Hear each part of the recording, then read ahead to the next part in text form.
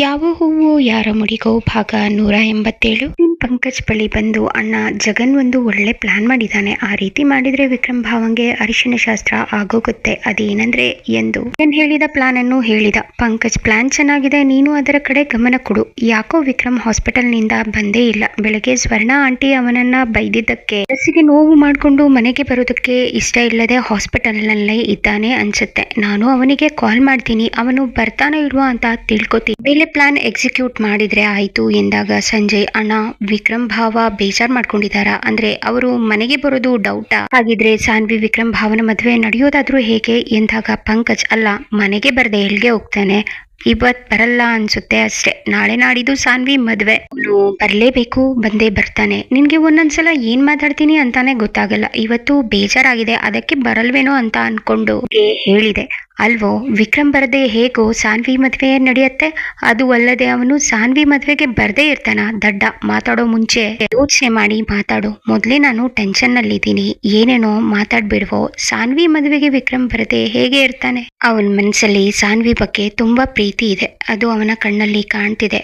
ಅದೇ ವಿಷಯದ ಬಗ್ಗೆ ಯೋಚನೆ ಮಾಡಿ ತಲೆಕೆಟ್ಟು ಹೋಗಿದೆ. ಪದೇ ಪದೇ ಅದೇ ವಿಷಯದ ಬಗ್ಗೆ ಯೋಚನೆ ಮಾಡೋಕ್ಕಿಂತ ಮುಂದೆ ಏನ್ ಮಾಡ್ಬೇಕು ಅನ್ನೋದನ್ನ ನೋಡೋಣ. ಮೊದ್ಲು ವಿಕ್ರಮ್ಗೆ ಫೋನ್ ಮಾಡ್ತೀನಿ ಎಂದವನು ವಿಕ್ರಮ್ಗೆ ಕಾಲ್ ಮಾಡಿ, ವಿಕ್ರಮ್ ಏನ್ ಮಾಡ್ತಿದ್ಯೋ, ಇನ್ನು ಮನೆಗೆ ಬಂದಿಲ್ಲ ಎಂದಾಗ ವಿಕ್ರಮ್, ಇಲ್ಲ ಇವತ್ತು ಬರಲ್ಲ ನಾಳೆ ಬರ್ತೀನಿ ಎಂದಾಗ ಪಂಕಜ್, ತಲೆ ಕೆಟ್ಟಿದ್ಯಾ ನಿನ್ಗೆ? ಮದ್ವೆ ಯಾರೋ ಹೊರಗಿನವ್ರದ್ದು ಅಲ್ಲ, ನಿನ್ನ ಮಾವನ ಮಗಳದ್ದು. ಏನಾಯ್ತು? ಸ್ವರ್ಣ ಆಂಟಿ ಬೈದಿದ್ದಕ್ಕೆ ಬೇಜಾರಿಲ್ಲ ಅಂತೀಯಾ? ಮನೆಗೆ ಬರದೇ ಇರೋದಕ್ಕೆ ಮತ್ತೇನ್ ಕಾರಣ? ನಮ್ಮನೆಗೆ ಬರೋದಕ್ಕೆ ಇಷ್ಟ ಇಲ್ವಾ ಎಂದ. ಅವನನ್ನು ಕೆಣಕುವ ಸಲುವಾಗಿ, ವಿಕ್ರಮ್ ಯಾಕೋ ಈಗ ಬರ್ತಿದ್ಯಾ? ಹಾಗೇನಾದ್ರೂ ನನ್ನ ಮನಸ್ಸಲ್ಲಿ ಇದ್ದಿದ್ರೆ ಶಾಸ್ತ್ರಗಳನ್ನು ಕೂಡ ಮದ್ವೆ ಅರೇಂಜ್ಮೆಂಟ್ಸ್ ಮಾಡಿರೋ ಚೌಲ್ಟ್ರಿನಲ್ಲೇ ಅಥವಾ ನಮ್ಮನೇಲಿ ಅರೇಂಜ್ ಮಾಡ್ತಿದ್ದೆ, ನಿಮ್ಮನೇಲಿ ಅಲ್ಲ.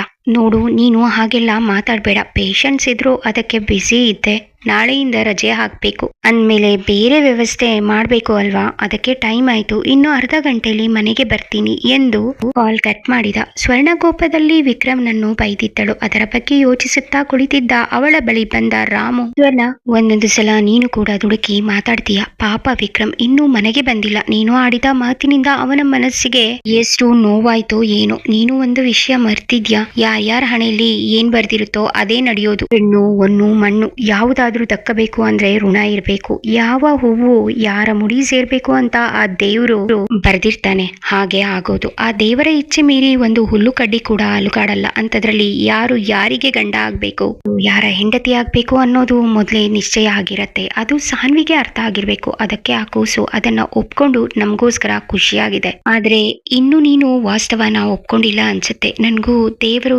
ಏನಾದ್ರೂ ಪವಾಡ ಮಾಡ್ತಾನೆ ಅನ್ನೋ ನಂಬಿಕೆ ನಿನ್ನೆವರೆಗೂ ಇತ್ತು. ಮದುವೆ ಇರೋದು ಇನ್ನು ಒಂದೇ ದಿನ, ನಾಳೆ ಕಳೆದ್ರೆ ನಾಡಿದ್ದು ಮುಹೂರ್ತ. ನನ್ಗೆ ಇದ್ದ ನಂಬಿಕೆ ಹೊರಟೋಯ್ತು. ಅದಕ್ಕೆ ನಾನು ಸತ್ಯನ ಒಪ್ಕೊಂಡು ಅದನ್ನ ಸ್ವೀಕರಿಸೋಕೆ ಸಿದ್ಧ ಆಗಿದ್ದೀನಿ. ನೀನು ಕೂಡ ಸತ್ಯನ ಒಪ್ಕೋ. ಸಾನ್ವಿ ವಿಕ್ರಮ್ ಮದ್ವೆ ನಡೆಯಲ್ಲ, ಸಾನ್ವಿ ಮದ್ವೆ ನಿತಿನ್ ಜೊತೆ ನಡೆಯತ್ತೆ. ವಿಕ್ರಮ್ ಮದ್ವೆ ನಡೆಯೋದು ಅವನು ಪ್ರೀತಿ ಮಾಡಿರೋ ನಿಶಾ ಜೊತೆ, ಇದೇ ವಾಸ್ತವ. ಈ ಸತ್ಯಗಳನ್ನು ಒಪ್ಕೋ. ವಿಕ್ರಮ್ ಸಾನ್ವಿ ಮದ್ವೆ ಸಾಧ್ಯ ಆಗ್ಲಿಲ್ಲ. ಪ್ಲೀಸ್ ವಿಕ್ರಮ್ ಮುಂದೆ ನಿಂತು ಸಾನ್ವಿ ಮದ್ವೆ ನಡೆಸ್ಕೊಡ್ಲಿ. ಅವನು ಕೋಪಿಷ್ಟ, ಅವನು ಮನಸ್ಸಲ್ಲಿ ನಮ್ಗೆ ಸಾನ್ವಿ ಮೇಲೆ ಪ್ರೀತಿ ಜಾಸ್ತಿ, ಅವನ ಮೇಲೆ ಈಗಲೂ ನಮ್ಗೆ ಪ್ರೀತಿ ಇಲ್ಲ ಅಂತ ಅಕಸ್ಮಾತ್ ಅವನ ಮನಸ್ಸಿಗೆ ಬಂದ್ರೆ, ಆಗ ಅವನು ಕೋಪ ಮಾಡ್ಕೊಂಡು ಬೇಜಾರ್ ಮಾಡ್ಕೊಂಡು ಮದ್ವೆಗೆ ಬರ್ದೇ ಹೋದ್ರೆ ಸಾನ್ವಿ ಇನ್ನೂ ನೊಂದ್ಕೋತಾಳೆ. ಆ ಕೂಸು ಇಷ್ಟಪಟ್ಟವನನ್ನ ಮದ್ವೆ ಆಗೋಕೆ ಸಾಧ್ಯ ಆಗ್ಲಿಲ್ಲ. ಕೊನೆ ಪಕ್ಷ ಅವನ ಕಣ್ಣೆದುರು ಮದ್ವೆ ಆದ್ರೆ ಅವಳ ಮನಸ್ಸಿಗೆ ಸಮಾಧಾನ ಆದ್ರೂ ಆಗಬಹುದು. ಈ ಅವಕಾಶ ಕೂಡ ಆ ಕೂಸಿಗೆ ಇಲ್ಲದೆ ಇರೋ ಹಾಗೆ ಮಾಡ್ಬೇಡ. ಕೈ ಮುಗಿದು ಕೇಳ್ಕೊತೀನಿ ಎನ್ನುತ್ತಾ ಕೈ ಮುಗಿದ ಸ್ವರ್ಣ. ಈಗ ನಾನು ಏನ್ ಮಾಡ್ಲಿ ಎಂದಾಗ ರಾಮು ವಿಕ್ರಮ್ಗೆ ಫೋನ್ ಮಾಡಿ ಸಮಾಧಾನವಾಗಿ ಮಾತಾಡು ಎನ್ನುತ್ತಾ ಅವನ ಫೋನಿಂದ ವಿಕ್ರಮ್ಗೆ ಕಾಲ್ ಮಾಡಿದ. ಆಗ ತಾನೇ ಪಂಕಜ್ ಜೊತೆ ಮಾತನಾಡಿ ಕಾಲ್ ಕಟ್ ಮಾಡಿದ ವಿಕ್ರಮ್ಗೆ ರಾಮು ಇಂದ ಕಾಲ್ ಬಂತು. ರಿಸೀವ್ ಮಾಡಿದವನು, ಹೇಳಿಯಪ್ಪ ಎಂದಾಗ ರಾಮು ಫೋನ್ ಲೌಡ್ ಸ್ಪೀಕರ್ಗೆ ಹಾಕಿದವನು, ಯಾಕಪ್ಪ ಇನ್ನು ಮನೆಗೆ ಬಂದಿಲ್ಲ, ನಮ್ಮ ಮೇಲೆ ಬೇಜಾರಾಗಿದ್ಯಾ, ಅಮ್ಮ ನಿನ್ನನ್ನು ಬೈದ್ಲು ಅಂತ ಕೋಪನ ಎಂದಾಗ ವಿಕ್ರಮ್, ಹಾಗೇನಿಲ್ಲ, ಪೇಷಂಟ್ಸ್ ಇದ್ರು, ಅದು ಅಲ್ಲದೆ ನಾಳೆಯಿಂದ ರಜಾ ಹಾಕ್ಬೇಕು ಅಲ್ವಾ, ಇಲ್ಲಿ ಕೆಲವು ವ್ಯವಸ್ಥೆಗಳನ್ನ ಮಾಡಿ ಬರ್ಬೇಕು, ಅದಕ್ಕೆ ಸ್ವಲ್ಪ ಲೇಟ್ ಆಯ್ತು. ಅಪ್ಪ ಅಮ್ಮ ಬೈದ್ರು ಅಂತ ನನ್ಗೇನು ಬೇಜಾರಿಲ್ಲ. ಅಮ್ಮನಿಗೆ ಸಾನ್ವಿ ಅಂದ್ರೆ ತುಂಬಾ ಇಷ್ಟ. ಅವಳ ಬಗ್ಗೆ ನಾನು ತಮಾಷೆಗೆ ಮಾತಾಡಿದ್ರು ಅಮ್ಮ ಸಹಿಸಲ್ಲ. ಗೊತ್ತಿತ್ತು ಮಾತಾಡಿ ತಪ್ಪು ಮಾಡಿದ್ದು ನಾನು. ಅದು ಅಲ್ಲದೆ ಸಾನ್ವಿ ಮದುವೆ ಆಗಿ ಗಂಡನ ಮನೆಗೆ ಹೋಗ್ತಾಳೆ, ಅವಳು ನಮ್ಮಿಂದ ದೂರ ಆಗ್ತಾಳೆ ಅನ್ನೋ ನೋವಿಂದ ಅಮ್ಮ ನನ್ ಮೇಲೆ ಕೋಪ ಮಾಡ್ಕೊಂಡ್ರು. ಅದಕ್ಕೆ ನಾನು ವಿಚಾರ ಮಾಡ್ಕೊಳ್ಳೋದ್ರಲ್ಲಿ ಅರ್ಥನೇ ಇಲ್ಲ. ಸರಿಯಪ್ಪ, ನಾನು ಮನೆಗೆ ಹೊರಡ್ತೀನಿ, ಇನ್ನು ಅರ್ಧ ಗಂಟೆಯಲ್ಲಿ ಬರ್ತೀನಿ. ಅಮ್ಮ ನೀವು ಬೈದಿದ್ದಕ್ಕೆ ನನ್ಗೆ ಯಾವ ಬೇಜಾರಿಲ್ಲ. ಅದರ ಬಗ್ಗೆ ಯೋಚನೆ ಮಾಡಿ ನೀವು ಬೇಜಾರ್ ಮಾಡ್ಕೋಬೇಡಿ. ನಾನು ಈಗ ಮನೆಗೆ ಹೊರಡ್ತೀನಿ ಎಂದು ಕಾಲ್ ಕಟ್ ಮಾಡಿದ.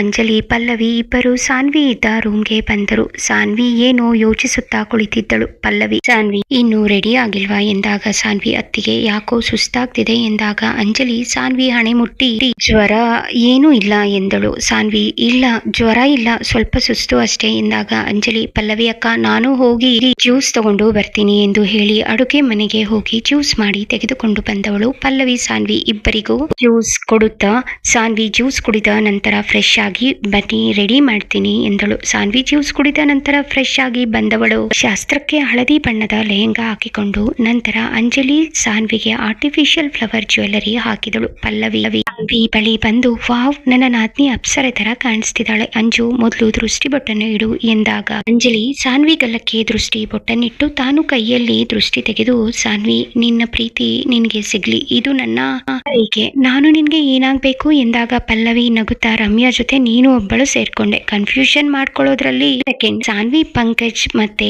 ಸಂಜಯ್ನ ಅಣ್ಣ ಅಂತಾಳೆ, ನನ್ನನ್ನ ಅತ್ತಿಗೆ ಅಂತಾಳೆ, ನೀನು ಅವಳ ಅಣ್ಣನನ್ನು ಮದ್ವೆ ಆಗ್ತೀಯ, ಆಮೇಲೆ ನೀನು ಅತ್ತಿಗೆ ಆಗ್ಬೇಕು. ಈಗ ಕನ್ಫ್ಯೂಷನ್ ಕ್ಲಿಯರ್ ಆಯ್ತಾ? ಆದ್ರೆ ಮದ್ವೆ ಆಗೋವರೆಗೂ ಅವಳು ನಿನ್ನನ್ನ ಅತ್ತಿಗೆ ಅನ್ನೋ ಹಾಗಿಲ್ಲ, ಯಾಕಂದ್ರೆ ನಿನ್ನ ಸಂಜಯ್ ಮದ್ವೆನ ಇನ್ನು ಅಫಿಷಿಯಲ್ ಆಗಿ ಅನೌನ್ಸ್ ಮಾಡಿಲ್ಲ, ನೀವಿಬ್ಬರೇ ಇದ್ದಾಗ ಮಾತಾಡ್ಕೊಳ್ಳಿ ಸರಿ, ನಾನು ಎಲ್ಲ ರೆಡಿ ಇದೆಯಾ ಅಂತ ನೋಡ್ಕೊಂಡು ಬರ್ತೀನಿ ಎಂದು ಹೊರಟಾಗ ಅಂಜಲಿ ಅಕ್ಕ ನೀವು ಕೂತ್ಕೊಳ್ಳಿ, ನೀವು ಜಾಸ್ತಿ ಓಡಾಡ್ಬೇಡಿ, ನಾನೇ ನೋಡ್ಕೊಂಡು ಬರ್ತೀನಿ ತಾನೆ ನಿಮ್ಗೆ ಎಂದವಳು ಮತ್ತೇನು ಮಾತನಾಡದೆ ಸುಮ್ಮನಾದಳು. ಆಗ ಸಾನ್ವಿ ಈಗ ತಾನೆ ಅತ್ತಿಗೆ ಏನಾಯ್ತು ನಿಮ್ಗೆ ಎಂದಳು ಗಾಬರಿಯಲ್ಲಿ.